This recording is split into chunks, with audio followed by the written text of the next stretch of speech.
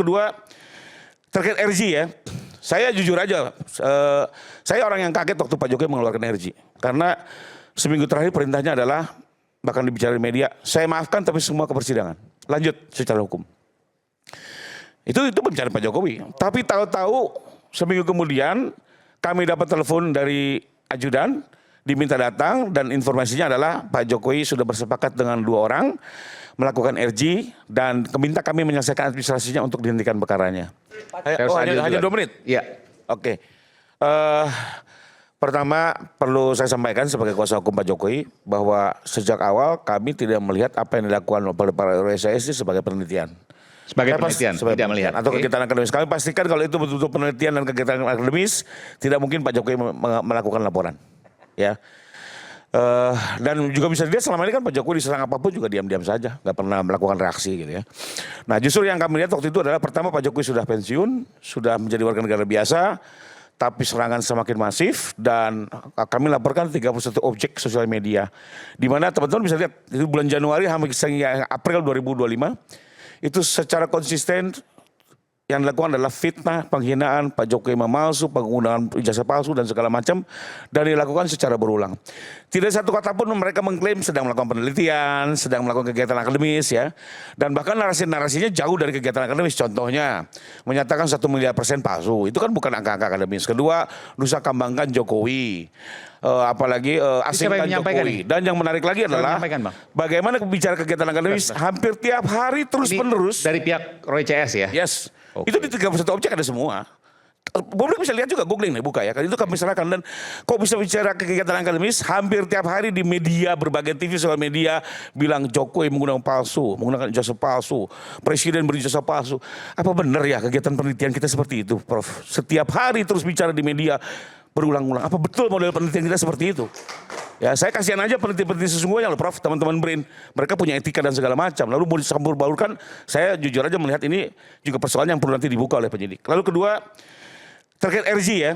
Saya jujur aja, saya orang yang kaget waktu Pak Jokowi mengeluarkan RG. Karena seminggu terakhir perintahnya adalah, bahkan dibicara di media, saya maafkan tapi semua ke persidangan. Lanjut secara hukum.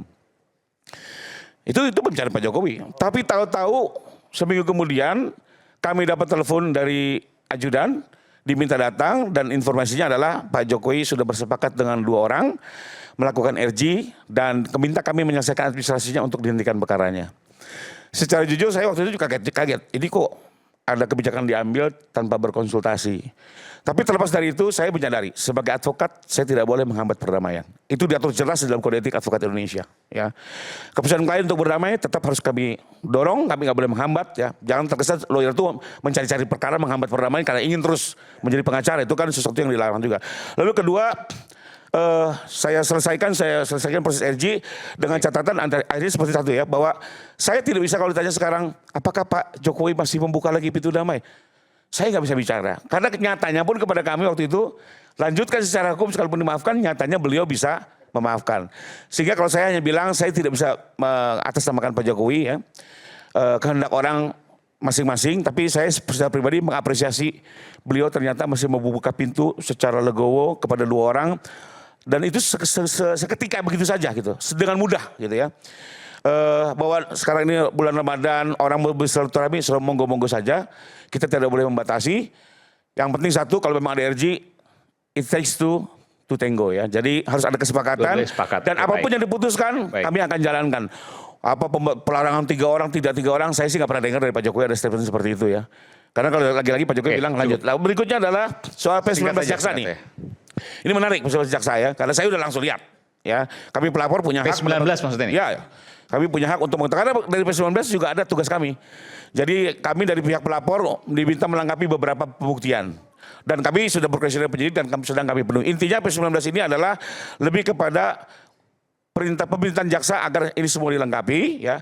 Dan kedua berdasarkan pengalaman kami ya, secara statistik teman-teman advokat tahu dari 100 LP itu rata-rata 99 pasti P19. Satu yang biasanya lanjut itu kalau perkara lalu lintas. Ya, intinya yakin bahwa akan P21 pada waktu. Jadi intinya saya udah baca, ini bukan berarti tersangka ini akan dihentikan atau apa, tapi intinya adalah dilengkapi dan kami semua tentunya akan melengkapi apa yang diminta oleh penyidik, termasuk juga ada sedikit pendalaman. Dan saya melihat sih dari tulisan jaksa ini jaksa confidence untuk melanjutkan ini ke persidangan. Tapi perlu dilengkapi karena bagaimanapun nanti jaksa-jaksa inilah yang mewakili kepentingan kami untuk bersidang nanti pada saat jadi sidang. Dan terakhir mungkin satu lagi,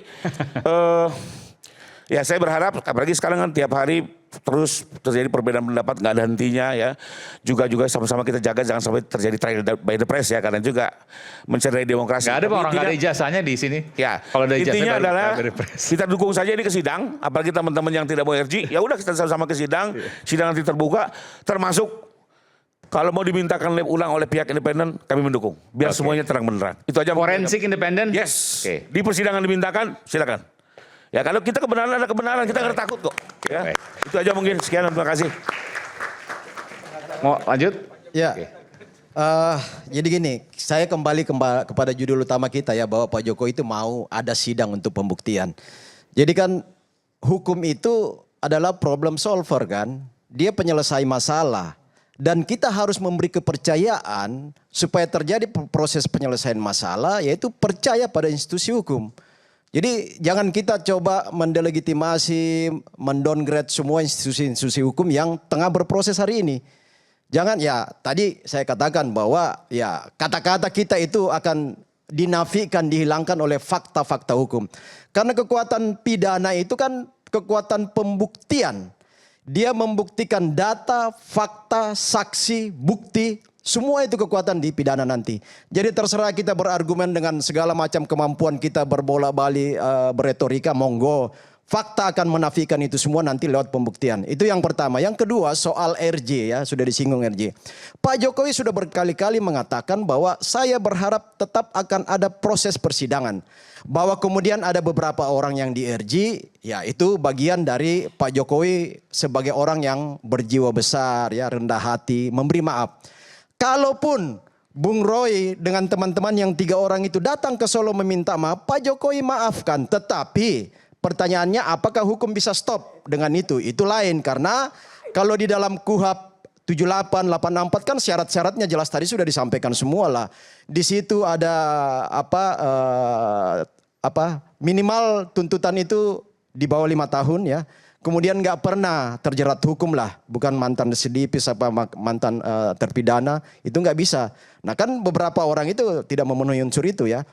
Bahwa kemudian ada tadi soal dijelaskan Bung Refli diskresi apa segala macam, yaitu kan soal persepsi kita masing-masing soal diskresi. Karena ruang-ruang hukum memberi kewenangan kepada setiap institusi ketika terjadi ambigu, kebingungan dalam memutuskan. Nah yang berikut adalah soal, sebenarnya Prof sudah membuktikan tadi ya. Prof sudah membuktikan bahwa proses penelitian ini nggak sesuai dengan kaidah ilmiah karena yang diteliti lain, kesimpulan lain. Ijazah Pak Jokowi dituduh palsu, sementara yang diteliti adalah fotokopi, scan yang belum tentu itu milik Pak Jokowi karena milik Pak Jokowi itu ada dipegang Pak Jokowi dan sekarang ada dipegang oleh Polda untuk masuk pembuktian persidangan. Jadi pembuktiannya ini bukan dibuktikan dulu, persidanganlah tempatnya untuk membuktikan apakah ijazah Pak Jokowi asli atau palsu. Sesungguhnya tanpa itu pun sudah clear bahwa yang mengeluarkan ijazah itu UGM berkali-kali dengan seluruh otoritas pejabatnya mengatakan Pak Jokowi itu real. Mulai kuliah sampai tamat, sampai menyelesaikan menerima ijazah lewat wisuda itu clear semua kan. Tetapi masih ngeyel semua lah. Itu tanda-tanda bahwa semua argumen dibangun karena sudah ada ketakutan apa segala macam jeratan hukum. Jadi kita juga tidak mau lembaga-lembaga hukum itu dinafikan karena ini kita tidak memberikan pendidikan hukum yang baik bagi anak-anak bangsa ini. Kita malah mendidik terjadi sipil disobedient, pembangkangan sipil kalau nggak mau tunduk pada institusi hukum. Dan kita harap bahwa Bung Roy CS semuanya mempersiapkan diri, data, saksi sebaik-baiknya untuk masuk bertarung pada persidangan nanti. Selamat menjalani persidangan, Bung Roy. Baik.